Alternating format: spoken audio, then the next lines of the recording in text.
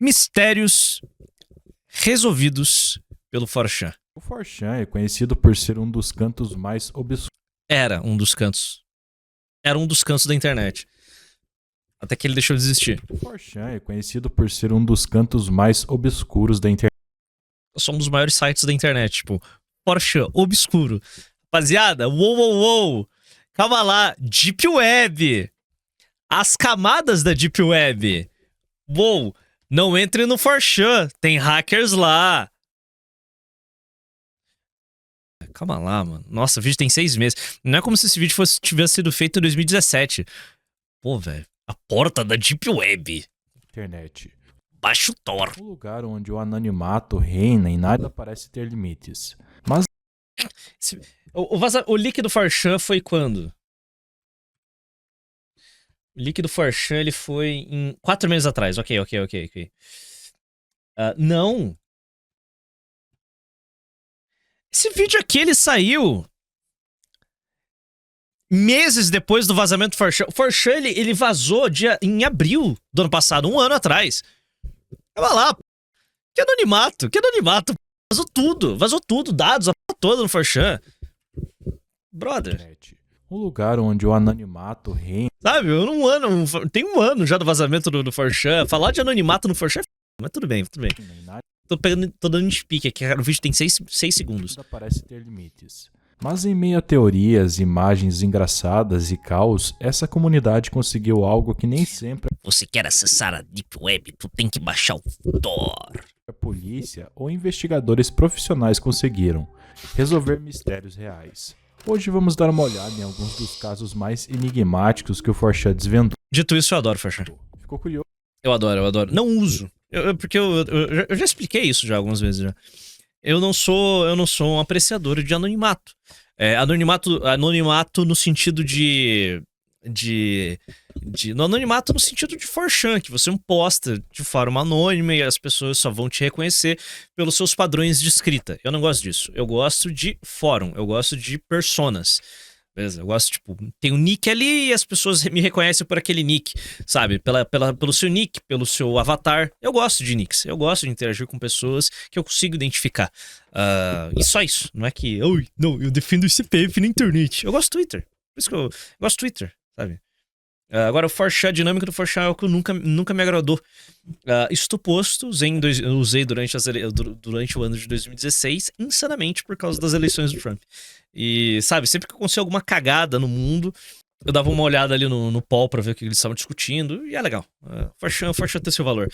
4chan tem seu valor, os outros fóruns não botam minha mão no fogo. Curioso? Já deixa o like, se Eu decoro nicks no chat. inscreve no canal para não perder nenhum vídeo. Dito isso, bora lá. Airstrike. Um vídeo misterioso surgiu um dia no YouTube. Era um clipe de propaganda, feito para enviar uma mensagem. Um grupo militante sírio havia filmado em algum lugar isolado no Oriente Médio, em meio a um deserto remoto. As imagens mostravam vários combatentes marchando por um campo de treinamento empoeirado, armados até os dentes, lutando e exibindo suas habilidades. Não havia placas, cidades ou marcos visíveis, nada que revelasse onde aquilo tinha sido gravado. Mas o vídeo acabou parando no board/poll do 4chan. E embora o lugar não fosse conhecido por investigações sérias, às vezes, entre as loucuras, surgia um momento... Segundo, eu abri o Twitter e... Cara...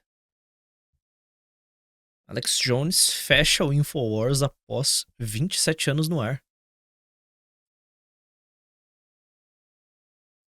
And all glory goes to Jesus Christ and our Heavenly Father that leads, guides, and directs us.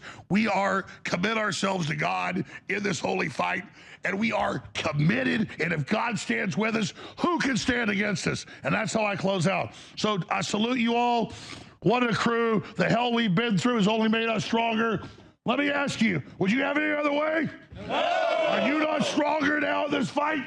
Yeah! I salute this crew and all the viewers and listeners to this fight, and I commit myself to Jesus Christ's hands. F. God bless the InfoWar! Woo! You are the InfoWar. It lives forever. We're going to play Frank Sinatra Blue Eyes and come back with the great Tom Renz and then Jadar to close this out. God bless you all. That's it. The next phase starts. The real war begins now. And all glory. O que aconteceu? Ele se aposentou? Por favor, me atualizem. Pô, isso daqui me deixou genuinamente triste, cara. Eu não sou um viewer de Infowars, eu não vejo, mas caralho, mano. Sabe? Porra. Momentos de genialidade. Nada a ver, né? Só um deterrent. Alguém no tópico fez uma pergunta simples. Onde esse vídeo foi filmado? Era um desafio quase impossível? O vídeo não dava praticamente nenhuma pista. Mesmo assim, em poucos minutos, usuários começaram a analisar quadro a quadro e em busca de qualquer detalhe. Um som distante, uma sombra, um formato de montanha. Tudo podia ser uma pista. Do começo era pura especulação, mas a investigação O Farchan me gerou uma paranoia em tirar fotos nos lugares. logo tomaria um Pelo resumo de foi falta de grana. Nossa, mano. rumo inesperado. Eles começaram pelo básico. Se conseguissem identificar um detalhe único, algo que diferenciasse aquele Que pariu, mano. Cara, quanto maior a estrutura, maior o custo, maior o desespero por gerar receita. É foda. lugar de milhares de desertos na região, poderiam restringir Para os processos de informação contra o Alex, tiveram que vender tudo. Puta que pariu. Cara, vou dar uma olhada depois. a busca. As primeiras pistas vieram do relevo. Alguns compararam as colinas e encostas do vídeo com mapas topográficos da Síria e do Iraque. O processo era lento e exaustivo, como procurar uma agulha num palheiro, mas serviu para eliminar várias áreas. O verdadeiro avanço aconteceu quando alguém percebeu um marco quase invisível ao fundo. Uma torre de transmissão elétrica. Pequena, mas com um formato muito específico. Ao lado dela, duas construções simples. Se conseguissem localizar aquela torre e os dois prédios em imagens reais, teriam a resposta. Imediatamente, alguns usuários abriram o Google Earth, vasculhando regiões rurais da Síria. É porque agora não é um paquistanês que vai fazer isso, é IA. Esse processo se tornou muito mais rápido. Então, cara, eu simplesmente não tiro mais foto em lugar nenhum, sabe? E quando eu tiro, eu posto, sei lá, horas ou um dia depois que eu já saí de lá. Girando e comparando. Até que aconteceu. Um usuário postou uma imagem de satélite quase idêntica ao cenário do vídeo. As colinas batiam, os prédios coincidiam, até as estradas de terra seguiam o mesmo traçado. Tudo combinava. O fórum explodiu. Achamos, gritavam nos comentários. Mas usuários entraram para verificar e confirmar, comparando os mapas e capturas de tela. E sim, eles tinham conseguido. Localizaram um campo de treinamento secreto, bem no meio de uma zona de guerra. Mas o que aconteceu em seguida foi ainda mais surreal. Alguém sugeriu: e se a gente enviar as coordenadas para Ivan Sidoreno? Ivan era um jornalista russo famoso atuando na Síria. E não só isso, ele era conhecido por rastrear bases militantes e passar suas localizações diretamente não! Realizava ataques aéreos. Com o tempo, Ivan havia criado contatos diretos com a inteligência militar, tornando-se uma figura poderosa no conflito. Pariu, mano, maravilhoso. Ivan no Twitter enviando mensagens com as coordenadas e ele respondeu. Publicamente agradeceu ao board/Paul pela informação e a mensagem era clara. Os dados foram recebidos e fizeram a diferença. Muito bom, velho. Depois, um ataque aéreo. Eu não lembro dessa história, cara.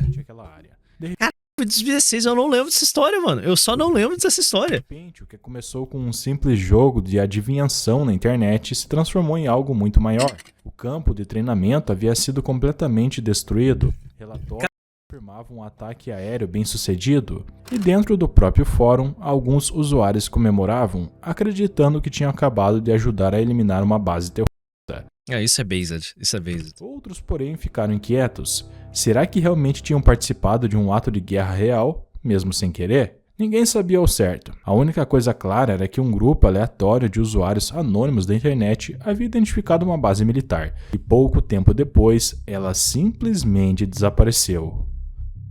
Maravilhoso. Sensacional. O segredo sombrio de Hal Turner. Hal Turner começou sua carreira como apresentador de rádio no início dos anos 2000, mas ele não era um radialista comum. Seu programa era carregado de ódio e polêmicas. Turner falava abertamente contra grupos inteiros, baseando-se em raça, religião e política. Ele não Pô. Caralho. Velho, calma lá. Calma lá, não precisa falar desse jeito de mim, cara. não escondia suas opiniões extremistas. Pelo contrário, ele divulgava elas com orgulho para milhares de ouvintes toda semana. Mas Turner não se limitava ao microfone, ele também mantinha um site... ele é um George Mac... ele tava no George Maxim, né? Eu acabei de notar o George Maxim. Toda semana. Mas Turner não se limitava ao microfone, ele também mantinha um site pessoal onde publicava conteúdos ainda mais radicais, textos repletos de discursos violentos, ataques pessoais e Ou ameaças seja, era só um Jorge, era um Jorge. contra figuras públicas, políticas e minorias. Com isso, ele acabou se tornando uma voz influente em comunidades extremistas online. Alguns viam ele como corajoso, alguém que dizia em voz alta que os outros só pensavam. Mas muitos o consideravam perigoso. Grupos de direitos civis o acusavam constantemente de espalhar ódio e incitar violência, e havia bons motivos para isso. Turner não apenas falava com ódio, ele encorajava ações violentas. Em 2005, por exemplo, ele divulgou os endereços pessoais de 3 juízes federais e sugeriu que uma bala bem colocada resolveria muitos problemas. No ano seguinte, ele foi ainda mais longe. Escreveu em seu site que se as eleições não saíssem do jeito que ele queria, ele e seus seguidores recorreriam a armas e violência. Mesmo assim, por muitos anos, ele parecia... Esse daqui é o OG Nick Fuentes, então. O Thomas Rousseau, porque o Nick Fuentes não invoca o pessoal a trocar tiro. O Rousseau, sim. intocável. Continuava Não, é o Rousseau, porque o Nick Fuentes não tem seguidor branco. transmitindo, Esse é um detalhe muito importante. postando e provocando como se soubesse que jamais seria punido. Mas quem protegeria um homem que abertamente pregava ódio e assassinato? Logo, os Esse usuários cara é o Fed. Não, claramente. do 4chan descobriram por quê. E o segredo por trás da estranha imunidade de Turner chocaria a todos. Em 2006, os usuários do 4chan começaram a mirar o Raul Turner. Mas no início era só por diversão. Eles o viam como um alvo fácil para trollagens e pegadinhas, invadiam suas transmissões com ligações falsas, interrompiam seus programas ao vivo e até derrubaram seu site com um ataque de DDoS. Mas tirar o site do ar não foi o bastante. Enquanto fuçavam nos bastidores da página, começaram a encontrar coisas estranhas, e-mails, mensagens e documentos ligados a Turner que não combinavam com sua imagem pública. Essas pistas sugeriam um segredo quase inacreditável. As mensagens mostravam Turner se comunicando diretamente com o FBI, Ai, ora. Quem diria, pô? Quem diria que o George Max, o Georgeta Maximus não era um Fed? Como assim? Como esse jovem pobre, sem amigos, sem família, conseguiu um R15 e 500 munições? Várias granadas e camuflagem. Tipo, aleatório, sabe? Do mais absoluto nada. Né? Tipo, é literalmente isso. Que ele frequentemente atacava e dizia detestar em público.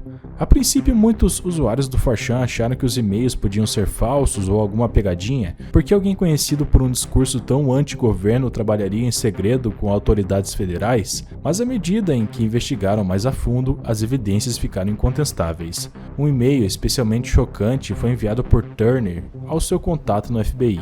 Nele, Turner encaminhava uma ameaça de morte dirigida ao senador norte-americano Russ Feingold, comentando claramente: mais uma vez, minha retórica feroz fez aflorar um possível doido. Isso significava que Turner não estava apenas compartilhando informações aleatoriamente, ele admitia abertamente que seu discurso de ódio tinha um propósito oculto: provocar ouvintes para que revelassem suas intenções violentas. Que filho da... Quando essas pessoas se denunciaram... Sempre desconfiem, cara, vamos lá.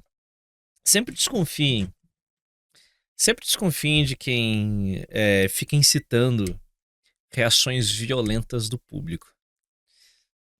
Você sabe, é Fed. Sempre.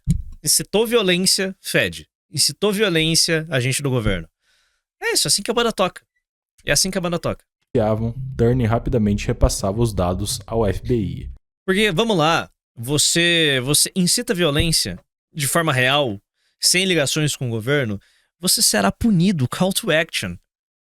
Call to action. É assim que a banda toca. Outros e-mails Vai tomar no seu indicavam que Turner não fazia esse trabalho de graça. Pelo contrário, o FBI pagava a ele por sua cooperação. Essas mensagens não só expuseram Turner, como também colocaram a própria agência em xeque. Quando o Farshow divulgou essas descobertas, muita gente ficou profundamente incomodada. Seguidores de Turner sentiram-se traídos, outros passaram a Exato. Se você não tem rabo preso, você sabe que vai dar merda se você incita a violência. Caso encerrado. questionar os métodos e a ética do FBI, indagando até que ponto era aceitável permitir que alguém incitasse violência em público, ainda que com a intenção de identificar pessoas perigosas. O escândalo estourou na internet e mudou para sempre a reputação do Turner, deixando muita gente em dúvida se suas palavras de ódio haviam no fim causado mais mal do que bem. A grande mídia rapidamente Oh, sério? história, com críticos apontando falhas de julgamento da agência ao tolerar publicamente um instigador, mesmo que fosse parte de uma estratégia de inteligência. Mas o escândalo não ficou só online. Turner sofreu várias consequências legais. Em 2009, pouco depois de suas ligações com a FBI virem à tona, ele foi preso por ameaçar 3 juízes federais na internet. Dessa Pronto, caso encerrado. Aqui ele perdeu o suporte do FBI e pronto. Aí as consequências começaram a bater na porta. vez, alegar que trabalhava para a FBI não o livrou. Acabou condenado e sentenciado a quase 3 anos de prisão, enquanto para muitos parecia que a agência tentava rapidamente minimizar o caso e varrer Hal Turner para debaixo do tapete. Esse tem atividade ainda? O Homem do Cadeado. Deixa eu ver se bosta tá em atividade ainda. Ele está vivo, tá com 64 anos. E acredito, 2015. Ele voltou a produzir em 2015.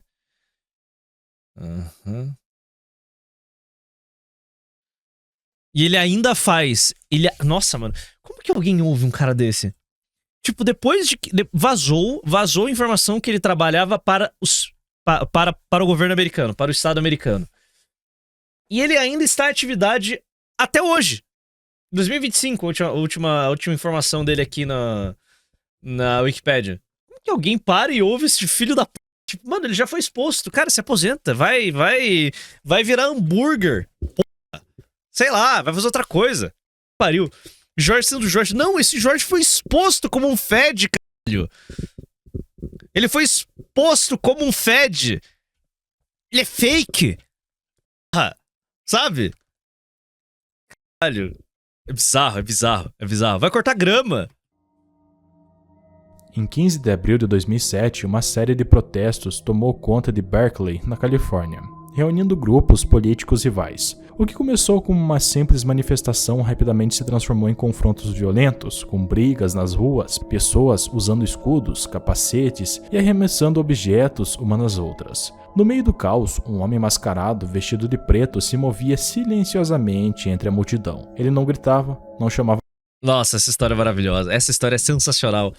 Esse clima pesado do vídeo contrasta com um vídeo espetacular do International Story. Não, Thomas Rousseau, cara. Cara, aquilo dali é... Puta que pariu. Aquilo dali é... Mano, pelo amor de Deus, mano. O Thomas Rousseau, ele... Cara, não tem como ser mais glowy que essa porra, velho. Tipo... Não, sou Fed não, pô. Que isso? Uou. Que isso, cara? Não sou Fed não, irmão. Não, uou, sabe? O Patriot Front, não. Não é Fed não, cara. Que isso? Por que você acha isso, cara? Sabe, o que te leva a crer que esses caras aqui não são agentes do governo americano? Não, pô. Sabe? Quem é aqui que tem drogas pesadas? Quero comprar drogas pesadas. Hã? Atenção, apenas esperava o momento certo. Então, em um movimento repentino, balançou um cadeado de bicicleta de metal e acertou a cabeça de outro homem. A vítima cambaleou, sangrando pelo ferimento. O ataque foi filmado, mas as imagens eram tremidas e pouco nítidas. O agressor sumiu no meio da confusão, misturado entre dezenas de outros mascarados. Com tantas pessoas envolvidas, identificar esse cara parecia impossível. A polícia não tinha pistas, nenhum rosto claro, nenhum nome, nenhuma testemunha capaz de reconhecê-lo. Mas enquanto as autoridades ainda tentavam entender o que havia acontecido, os usuários do board/poll do 4chan não estavam dispostos a deixar o caso morrer. A investigação começou com a única evidência disponível, o vídeo do ataque. Quadro por quadro, eles analisaram cada detalhe, qualquer coisa que pudesse revelar a identidade do homem mascarado. A princípio nada se destacava. O agressor vestia preto dos pés à cabeça, o rosto coberto sem tatuagens visíveis ou marcas que pudessem diferenciá-lo. Até que alguém percebeu algo sutil, sua mochila. Diferente das comuns carregadas por outros manifestantes, a dele tinha um desenho de alça único. Era pouca coisa, mas serviu de ponto de partida. Com o tempo, outra pista surgiu, o próprio cadeado de bicicleta. Não era algo que ele simplesmente pegou por acaso, parecia um objeto que ele levou de propósito, o que indicava planejamento. Ele não era espectador pego no caos, ele tinha ido preparado para atacar. Mas a verdadeira virada veio quando os usuários... Que saudade de acompanhar essas manifestações da Antifa nos Estados Unidos. Sempre estourava porrada, sempre tinha violência, sempre tinha alguém que saia fudido. Era legal. Vários focaram em um detalhe ainda menor. É que as manifestações do Brasil são pacíficas, sabe? Não tem confronto na rua. Mesmo com o rosto coberto, as lentes apareciam claramente no vídeo, o formato da armação era distinto e bastava encontrar uma correspondência em alguma foto online. Enquanto alguns vasculhavam redes sociais e fotos de protestos, outros passaram a investigar sites universitários, convencidos de que o agressor era um estudante ou professor. A teoria... Cara, o seu resumo não está bom. Internet Story... Eu vou skipar a história dele, a versão, a interpretação desse cara aqui, porque tá bem ruim. Vou mostrar o original, vou mostrar o vídeo do Internet Story e depois a gente volta e finaliza o vídeo. Primeiramente, precisa achar o vídeo. Aqui, 4 minutinhos. Esse vídeo é uma obra-prima. Não, esse vídeo aqui é uma obra-prima. Cara, esse vídeo é maravilhoso. Assim como todos... Tem tradução? 15 de abril. Não, pronto. April 15th, lest we forget, was one of the biggest PvP battles in recent history. Red Pill Alliance versus Antifa Horde. Outside of the battlefield, GMs and mods stood around doing nothing. Hey, how come you guys are hanging back? That would be a good question for the chief of police. So here's the scene. Elven Warlock, Gypsy Spec. She attempts snatch, miss. Female Pandaren monk steps in. She uses light slapping. It's very ineffective. This neutral NPC, Sean, is keeping everyone calm. There'll be no fight today. But then, a rogue comes forward. He pops out of stealth. Boom! Cheap shot. 900 critical damage and stunned for 2 seconds. That's a nice mace. Check that out. Oh yeah, level 90 bike lock, plus 40 strength with a 50% proc bleed enchant. The rogue uses vanish and slinks back into the crowd. Sean is seriously hurt. He finds a priest in time, but Isso, só mete uma tarjazinha aqui nas cenas de violência, beleza? he needs a trip to the hospital and several stitches. Jokes aside, this is assault with a deadly weapon. This guy should be locked up. I'm sorry. The masked man, presumably after finding that his bike was stolen, walked home that night. He slipped into his comfy bed, and after a hard day smashing the fash, he slipped into a deep sleep. Muito bom. But when he woke up in the morning, something was off. His phone was going absolutely bananas. During the night, Paul was working busily. They saw what had happened and they were outraged by it. They unholstered their autism and aimed it squarely at the masked man. The hunt was on. They broke down every bit of footage they could. Living in the sunlight, loving in the moonlight, having a wonderful time.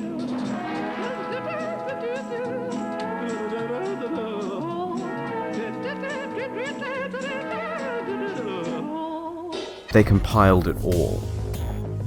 They found this man who matched every detail. Let's break down the clues. Shoes, match.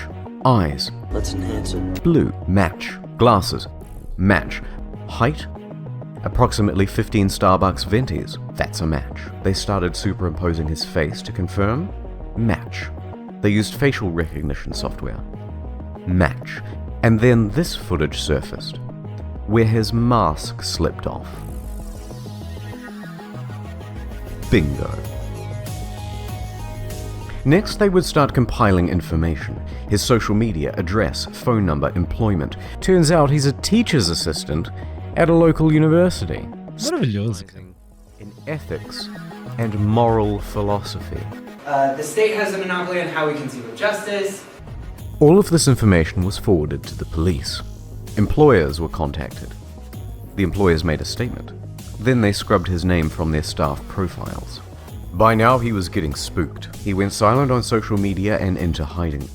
Major publications follow up and start printing his name. Wanted posters went up, and citizens were reporting sightings. But to date he is still on the run. So for now he's just another name to add to Paul's new Antifa database. Hey. Cara, esse vídeo é uma obra de arte, mano. Esse vídeo é uma obra de arte, cara. Ai, ai, puta. Skipei. Carreira e reputação de Eric estavam destruídas. Antes visto como um professor respeitado, ele agora era conhecido em todo o país como o Homem do Cadeado. Seu nome e rosto estavam estampados em sites de completamente destruída. O Trash Story envelheceu com vinho, cara. Jameson.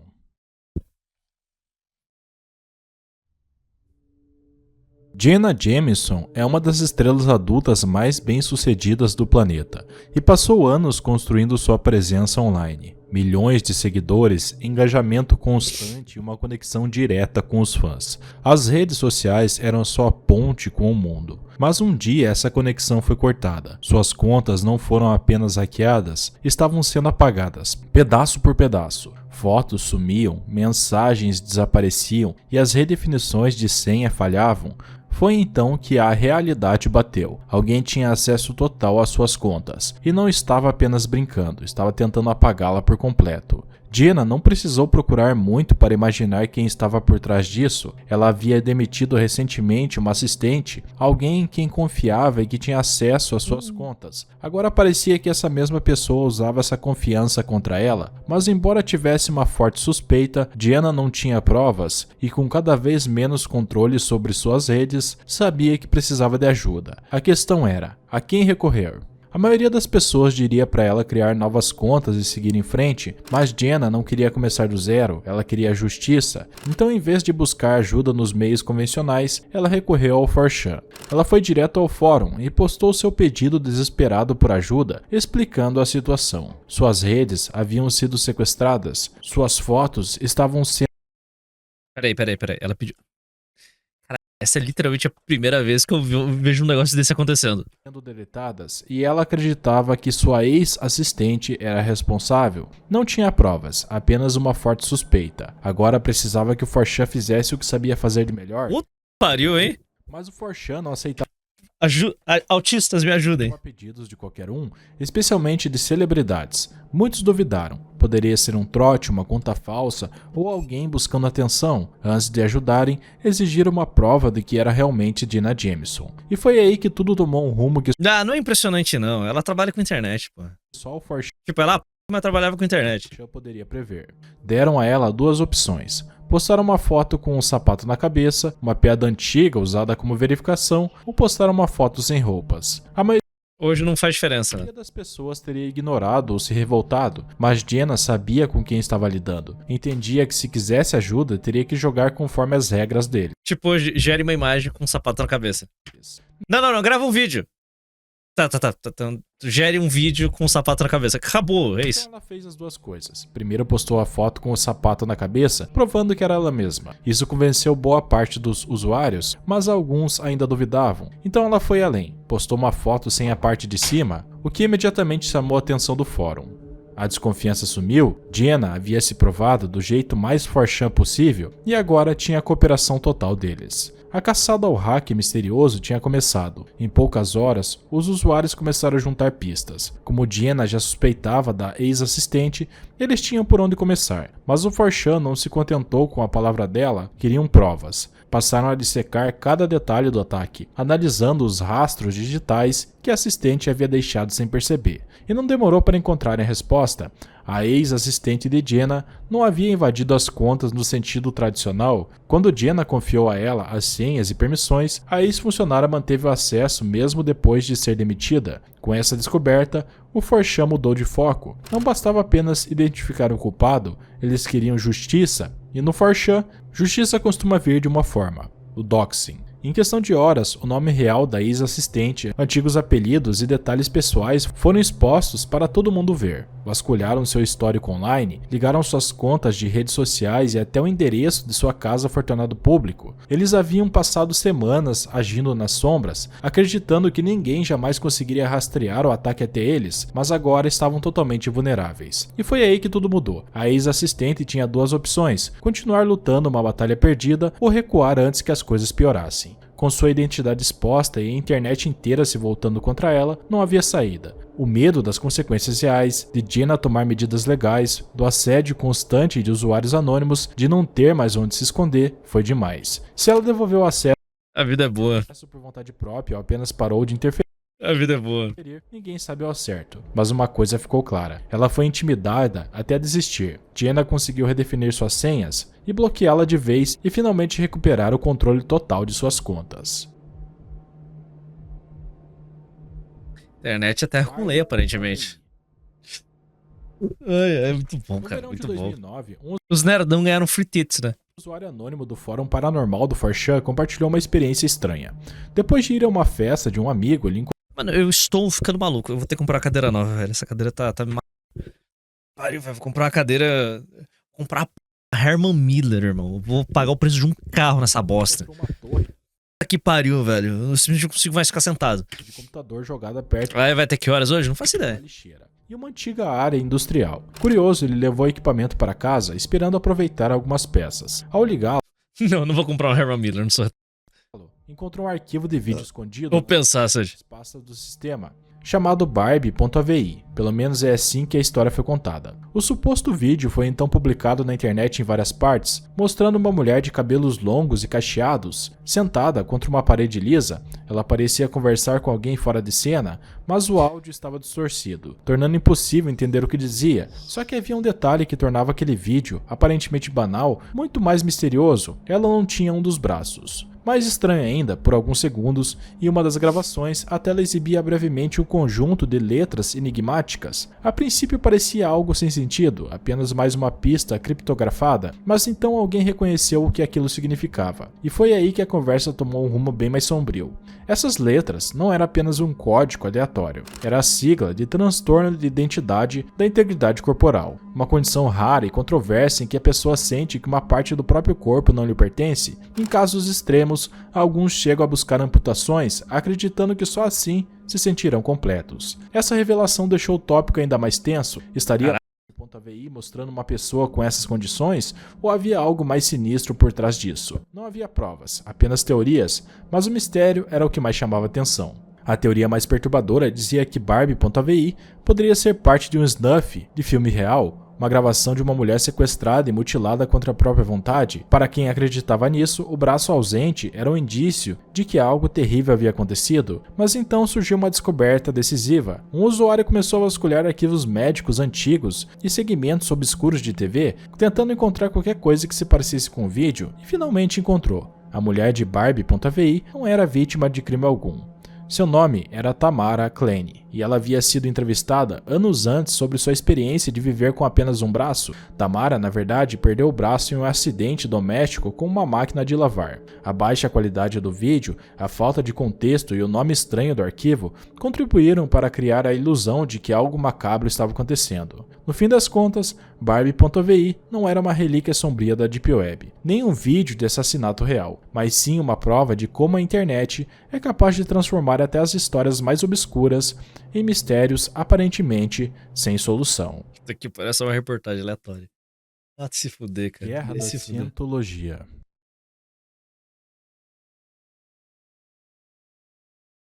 É janeiro de 2008 e um vídeo estranho começa a se espalhar por toda a internet.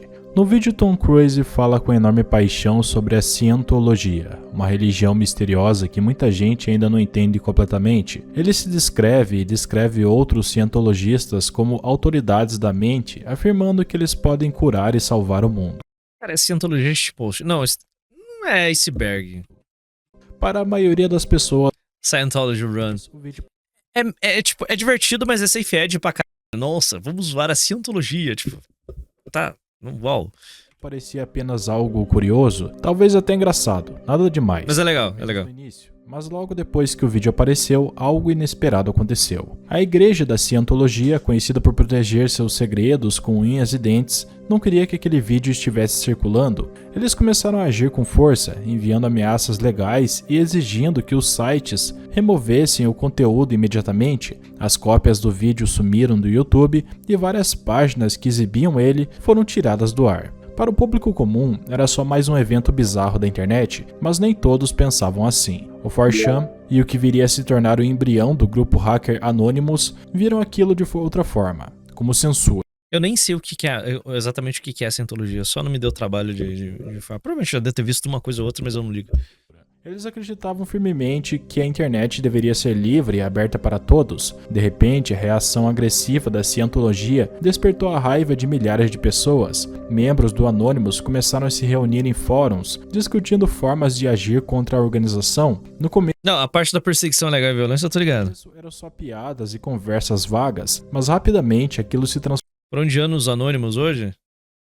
transformou em algo muito maior. Então, em 21 de janeiro de 2008, o Anonymous lançou um vídeo próprio, mas ao contrário de Tom Cruise, esse tinha um tom sério e ameaçador. Uma voz misteriosa declarava com firmeza uma mensagem direta à Cientologia, e com essas palavras, uma guerra digital era declarada. Nascia ali a Operação Chainology, uma das maiores campanhas online da história. Mas até onde o Anonymous estaria disposto a ir para enfrentar a Cientologia? E quais segredos seriam revelados sobre uma das religiões mais enigmáticas do planeta? No início, a Cientologia não levou o Anonymous a sério. Para eles, era impossível que um grupo de usuários anônimos da internet representasse uma ameaça real a uma organização tão poderosa e secreta. Mas o Anonymous não estava brincando, eles cumpriam exatamente o que prometeram.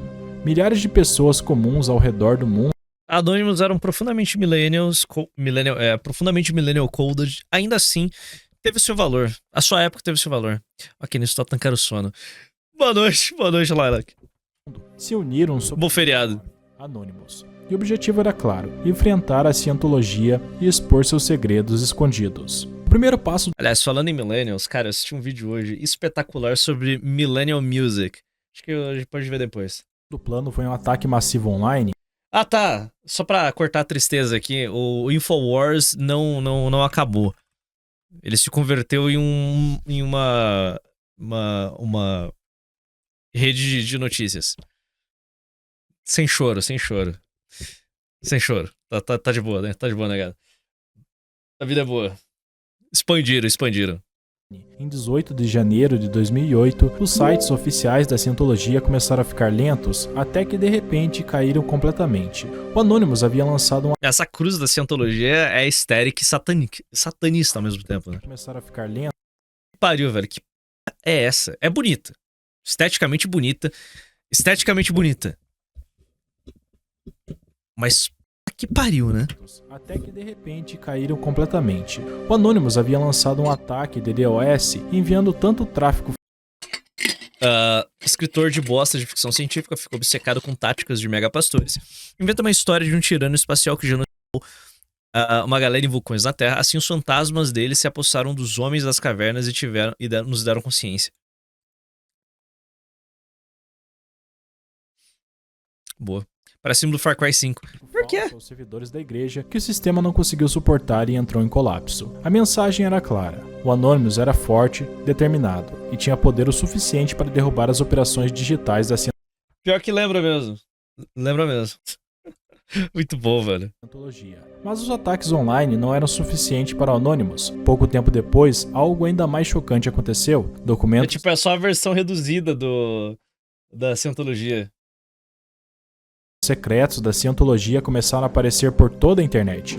O Anonymous vazou e-mails internos, informações privadas e arquivos confidenciais, exatamente o tipo de conteúdo que a igreja mais queria manter escondido. Esses vazamentos revelaram detalhes perturbadores sobre as práticas internas da cientologia, fazendo muita gente se perguntar até onde iam os segredos da organização. Ainda assim, o Anonymous não havia terminado. De repente, a guerra digital se estendeu para o mundo real. Em 10 de fevereiro de 2008, milhares de membros deixaram suas telas e foram às ruas em protesto, de Nova York a Londres, de Sydney a Berlim.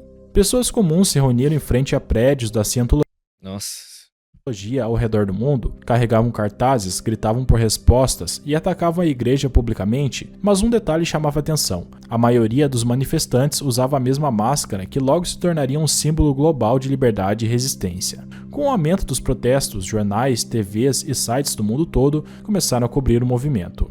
O Anonymous não apenas havia declarado guerra, havia conquistado a atenção do planeta inteiro. A cientologia, agora, estava sob intensa investigação, mas aquilo era apenas o começo. Um dos primeiros e mais chocantes vazamentos revelou algo conhecido como a política de jogo justo. Segundo os documentos, a cientologia instruía secretamente seus membros de qualquer pessoa que criticasse a igreja a partir daquele momento fosse considerada inimiga, e podia ser tratada sem piedade, sem compaixão e sem consequências. Ex-membros também descreveram uma prática chamada desconexão. Se alguém questionasse a cientologia ou tentasse sair, a igreja pressionava amigos e familiares, que muitas vezes também eram cientologistas, a cortar totalmente os laços com essa pessoa. De um dia para o outro, Testemunho de Jeová é literalmente muitos isso. perdiam todos que amavam. O medo de perder a família fazia muita gente permanecer em silêncio e nunca sair, mas a pressão não parava por aí. Antigos membros relataram ser vigiados de perto depois de abandonar a igreja. Estranhos apareciam nas casas ou locais de trabalho, tirando fotos e fazendo perguntas suspeitas aos vizinhos. Outros recebiam ligações ameaçadoras e mensagens intimidadoras, avisando para que não compartilhassem suas experiências publicamente. Esses métodos eram usados para amedrontar e silenciar qualquer um que tentasse expor a verdade. A cientologia não queria apenas Quando você vê essa máscara, o que você lembra? V de Vingança, Zangado, La Casa de Papel? Em que nível de goi você está? Eu lembro de Anonymous. Aí veio Zangado, V de Vingança. Pessoas queria que elas se sentissem isoladas, impotentes de falar. Outro grande vazamento revelou os milênios viveram um período muito bom. Complexo e caro sistema de filiação da igreja. O Anonymous expôs documentos mostrando como a cientologia pressionava seus membros a comprar cursos caríssimos, prometendo liberdade espiritual e felicidade. O preço, porém, podia subir rapidamente para milhares ou até centenas de milhares de dólares, deixando muitos seguidores endividados e presos dentro do sistema. Algumas pessoas perderam todas as economias da vida, acreditando que estavam investindo em seu futuro espiritual. O Anonymous também expôs as táticas legais agressivas da cientologia. Descobriram planos internos, mostrando que a igreja usava processos judiciais não apenas para se defender, mas para intimidar críticos e silenciá-los. Ex-membros contaram que a organização perseguia incansavelmente qualquer pessoa que ousasse desafiar a sua reputação, enchendo-as de ações judiciais caras e impossíveis de sustentar. Mas talvez o vazamento mais chocante e bizarro de todos tenham sido os materiais secretos da Tetan. Eu acho que é assim que se fala, tá? São os níveis espirituais mais altos da cientologia. Segundo os ensinamentos, se um membro pagasse o suficiente e alcançasse esses níveis avançados, ele poderia desbloquear poderes especiais e verdades cósmicas sobre o universo. Antes do vazamento, cara. Apenas um pequeno grupo de cientologistas de alto escalão havia tido acesso a esses textos. Nem mesmo os membros comuns podiam saber o que estava escrito neles até chegarem a esses níveis caríssimos. Quando o Anonymous publicou os documentos, o mundo descobriu as crenças profundamente estranhas escondidas no coração da cientologia. Que foda. Eu não lembrava dessa história. Quase nenhuma dessas histórias, tirando a parte do Padlock lá, porque é bem recente, de 2017, eu lembrava, cara. Civilizações alienígenas. Se bem que o outro caso do Airstrike eu também não lembrava. E contava a história de um poderoso governante extraterrestre. Pô, o tempo passa, velho. Tem 10 anos. A história mais recente é de 2017. 9 anos. Nossa, cara, tô me sentindo velho. Terrestre chamado Xenu. Tipo, essa história aqui vai completar 20 anos daqui a pouco. 2009, vai completar 20 anos daqui a pouco. De acordo com esses textos, há milhões de anos, Xenu teria trazido bilhões de seres alienígenas à Terra, os colocado ao redor de vulcões e os destruído com bombas nucleares. Os espíritos desses seres, chamados Thetans, teriam se prendido aos humanos atuais, causando infelicidade, doença Battle Pass de religião. e emoções negativas. Os cursos caríssimos da Cientologia, segundo a doutrina, serviriam para limpar os seguidores desses espíritos alienígenas, libertando-os de seus sofrimentos. Essa narrativa parecia absurda e inacreditável para quem estava de fora, mas para os membros que haviam dedicado suas vidas e fortunas à igreja, tudo isso era levado muito a sério. Os vazamentos não apenas envergonharam profundamente a Cientologia, como também levantaram uma questão inevitável. Por que ensinamentos espirituais tão importantes precisavam ser mantidos em segredo e exigiam quantidades tão altas de dinheiro para serem revelados? Ao mesmo tempo, surgiram também comunicações internas da igreja, oferecendo um raro vislumbre de como a Cientologia era estruturada e operava nos bastidores. Ficou claro que a religião planejava cuidadosamente suas estratégias para recrutar novos membros, controlar sua imagem pública e manter os seguidores sob rígido controle. Outro vazamento profundamente preocupante envolvia as alegações médicas controversas da igreja, documentos datados entre as décadas de 1950 e 1980, que mostravam que a Cientologia fazia recomendações perigosas à saúde sem qualquer base científica. A organização desencorajava seus membros a procurar médicos, promovendo em vez disso seus próprios métodos espirituais de cura, afirmando que poderiam tratar doenças graves apenas com aconselhamento religioso. Esses ensinamentos, obviamente, colocaram muitas pessoas em risco real, fazendo com que adiassem ou recusassem tratamentos médicos necessários, algumas vezes com consequências trágicas. Mas a Cientologia não ficaria em silêncio. Diante da pressão crescente da exposição pública, a igreja decidiu contra-atacar. Mas até que ponto essa organização bilionária iria para proteger seus segredos? E o que ela estaria disposta a fazer para silenciar o Anonymous? O primeiro passo da Cientologia foi rotular o grupo publicamente como perigosos e cyberterroristas. A igreja divulgou comunicados descrevendo Anonymous como criminosos e representavam uma ameaça não apenas para a Cientologia, mas para toda a sociedade. Porta-vozes apareceram em programas de TV e rádio, afirmando que os membros do grupo estavam envolvidos em invasões, assédio e outras atividades ilegais. A Cientologia queria que todos acreditassem que Anonymous não lutava pela liberdade de expressão, mas sim pelo caos. A Cientologia também atacou sites que os documentos vazados, enviando notificações judiciais e ameaçando processar quem se recusasse a apagar o conteúdo. Alguns cederam por medo, mas outros, como o Wikileaks, mantiveram os arquivos online, o que enfureceu ainda mais a organização. Mesmo com todos os seus recursos, a Cientologia não conseguiu silenciar o Anonymous. A cada tentativa de intimidação, o grupo crescia ainda mais. O que começou como um simples ato de rebeldia digital se transformou em um movimento global. E no fim, tanto o Anonymous quanto a própria Cientologia nunca mais seriam vistos da mesma forma. E chegamos ao fim de mais um vídeo. Eu espero que vocês tenham gostado. Novamente, não esqueça... Cara, bom vídeo. Belo resumo. Não lembrava de metade dessas coisas.